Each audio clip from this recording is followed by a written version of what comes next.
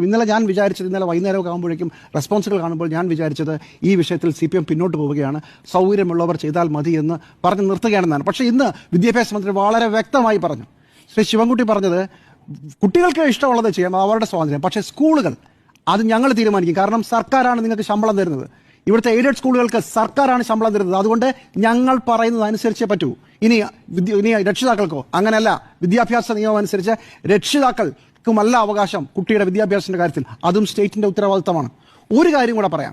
2 മാസം മുമ്പ് അല്ലെ 1 മാസം മുമ്പല്ലേ സ്കൂളിലെ സമയം മാറ്റുന്നു. 9:30 എന്നുള്ളത് ഒരു 15 മിനിറ്റ് നേരാക്കുന്നു, മറ്റേ നേരത്തെ ആക്കുന്നു. അപ്പോൾ എന്താ പറഞ്ഞത്, ഇത് മതപഠനത്തിന് മൊത്തം പ്രശ്നമാണ്, ഞങ്ങൾ ടൈം ഇത് മദ്രസയിൽ പോകും. അപ്പൊ തിരിച്ചൊരു ലോജിക്കില്ല, മദ്രസയുടെ ടൈമിംഗ് അങ്ങ് മാറ്റിയാൽ പോരെ. അത് മാറ്റാൻ പറ്റില്ല.